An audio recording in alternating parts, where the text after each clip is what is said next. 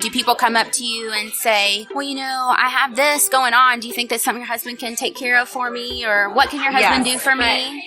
Yes, people do come up to me, and especially maybe after a glass of wine or two, they're like, so tell me about this. Have you ever done this? Did you try this? Does it really hurt? And those are everyone's, favorite questions. Of What's course. it like? Everyone wants to talk about it. Everyone wants to talk about plastic surgery. Everyone has a question. They want to talk about lasers. They want to talk about fillers. They want to talk about Botox, makeup, whatever. Right. And like one of my best friends says that I'm her litmus test. Like if it's something that I would do or something that I've heard of or approve of, then it's something she's interested in. She's going to do. Which I think is kind of being someone who can have the conversations at, the book club, the girls' night, the dinner. Yeah. And but they feel but more at the comfortable same going up to time, you. Welcome to Plastikos, the everything you ever wanted to know plastic surgery podcast with me, Dr. Christopher Park, and host Kim Anderson. We will discuss surgical and non-surgical plastic surgery options and the ways that they improve your health, mood, personality, and success. Hey everybody, my name is Megan. I'm a nurse practitioner here at the Park Clinic, and I am pitch hitting for Dr. Chris Park on the Plastikos podcast. We are live from our Jingle and Mingle event. Dr. Park and Dr. Rebowe don't know that I've taken over the mic, so I hope I don't get in trouble for this. Trust me, it's okay. We know the bosses. But I'm sitting here with their wives. I have with me Liz Park. Ooh, I'm ready to spill my secrets. All right, and then I have Danielle Rebowe as well. She's going to spill some secrets too, so we're all going to be in trouble. Can't wait. So we're going to do a little special edition about being a wife of a plastic surgeon, specifically our two favorites, Dr. Chris Park and Dr. Ryan Rebowe. So first off, girls, just tell me what it is like to be married to a plastic surgeon. Well, that's a multi-layered question. Yes, very much so. Well, I guess I can go first since I have the most experience. Yes. We're very being used to the this. elder statesman of the group. So we've been married for 18 years and we've been in practice now here for 10.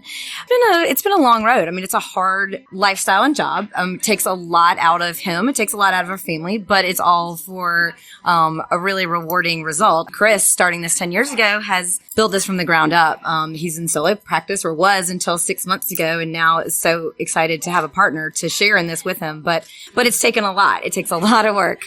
So in terms of being the wife, that's lots of long hours. We have two kids who are now 14 and 10. Yeah, I mean, were there times when they weren't maybe around as much, but at the same time, they really get to see and appreciate the value of hard work. I mean, they have seen what their dad has built from the ground up, and he's around. He's a great dad. He's at everything he can be. So being a wife is interesting. I mean, I think, plastic surgery is a different type of specialty as well in medicine because it involves a different side, the cosmetics, the advertising, the patients you see, the people you see on the street, the questions that I get asked as the wife of a plastic surgeon. I think a lot of people assume that I also practice plastic surgery or cosmetics, and I know a lot about this when I really don't. So that's been interesting. So you have a lot to look forward to, Danielle. Oh, yes, I know. Well, I'll have to say it has been nice to go from residency to him actually pursuing his dream now and doing what he enjoys. So that's been very nice. I think the hours are still pretty long, but overall, it's nice to see that your husband is happy, even though, again, you are sometimes home with the kids.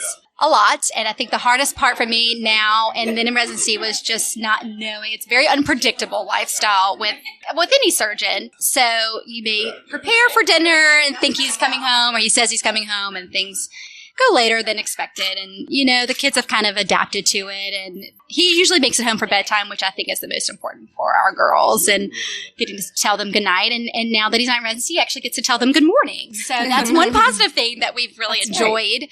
Not every morning, but he even occasionally drops my daughter off at school. And this has been, a blessing sometimes to have him particate in that with our and you learn to adapt, I think, over time. You do. Like you said, you adapt. Hey, you're not there at night, so we'll see you in the morning. And I'm a physician as well. I think that's helped in our relationship because I know that the obligations he has are not ones that he brings upon himself. I mean, It's part of the job. And you're in medicine as well. I mean, we know what the demands are. And so I can't complain about that necessarily. Because if they're late, it's because they're providing patient care and a complication came up. And exactly. And he's going to take care of it. And he will stay up all night to make sure. Right. Neither of them are going to walk out on something that needs to be done because they're like, oh, it's 5:30. I got to go home. There's no checking out. Yeah, and that's exactly. just and we wouldn't want that. So it sounds like both of y'all are very understanding of the role really that they have We're decided. extremely understanding. In fact, For the most part. I mean, if you say so, I guess.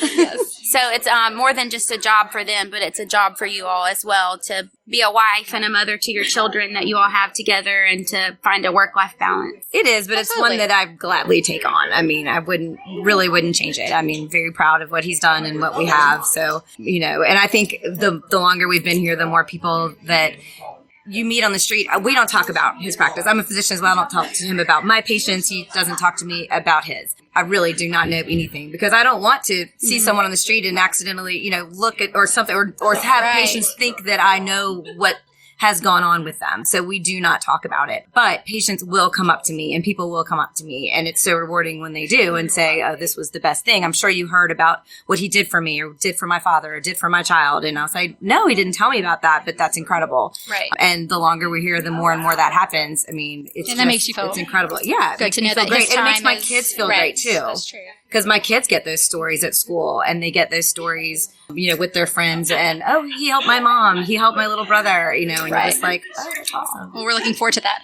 Liz, you mentioned that you're in medicine. Why don't you tell our listeners what you do and how your practice fits in? Sure. I'm a radiologist, and I specialize in breast radiology. I mostly read mammograms and MRI and do procedures on breast. So occasionally our practices will sort of cross, which has been really interesting. Yeah, because he does reconstruction and surgery on breast cancer patients, and I diagnose breast cancer a lot. So every now and then we see, I have patients who come in and are like, oh, I've seen your husband, and vice versa, which is interesting.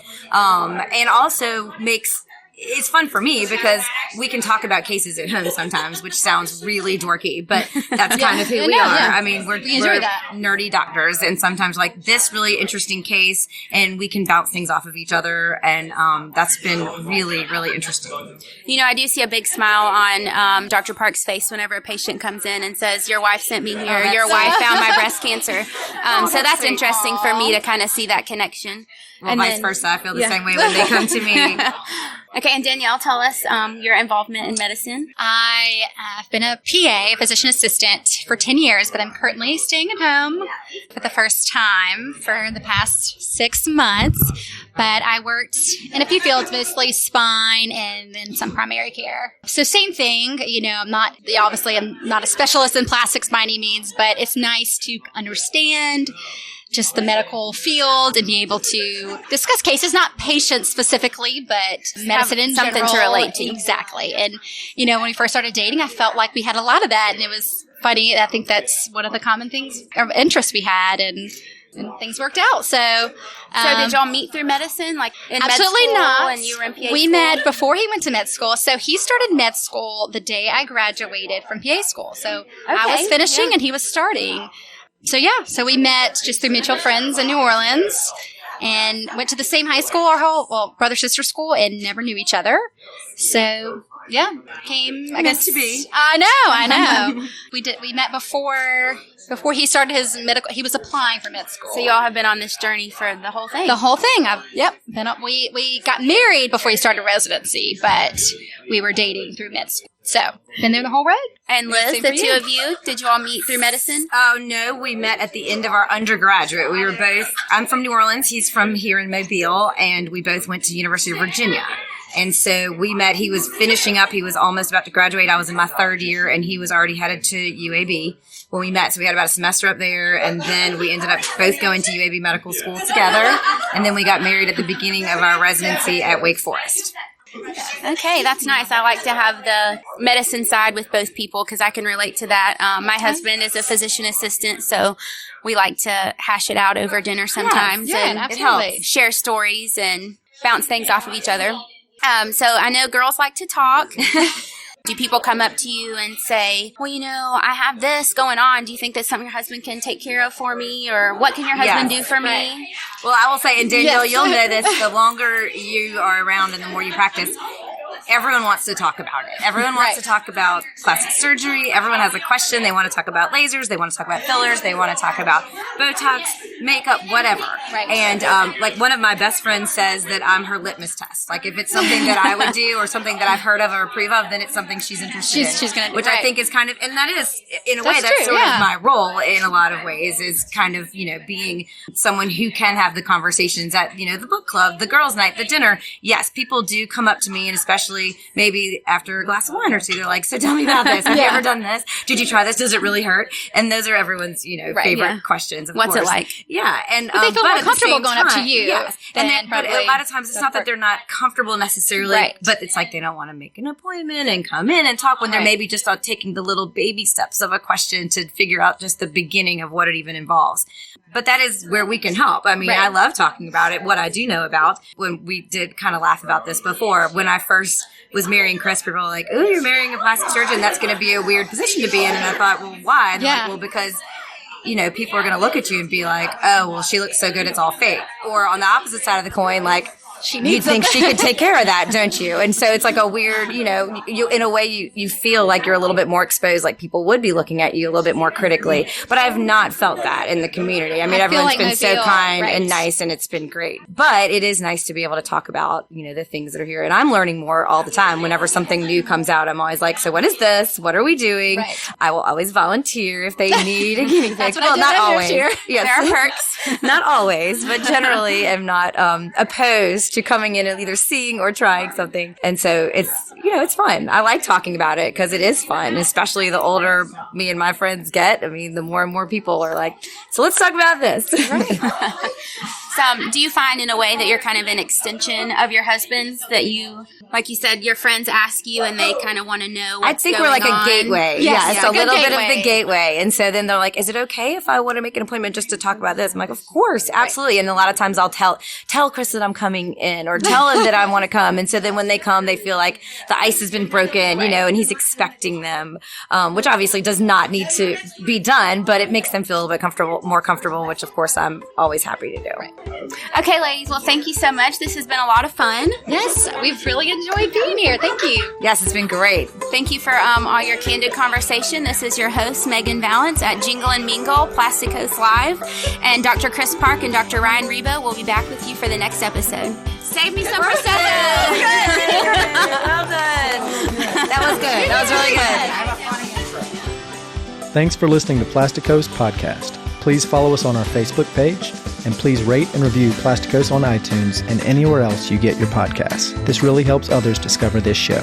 Have a plastic surgery question you want us to talk about? Contact us on our Facebook page or email me at drpark@mprsd.com. That's drpark@mprsd.com. Plus, we really want to hear what you think about our episodes, so let us know. Thanks again for listening, and remember, insist on credentials, invest in results.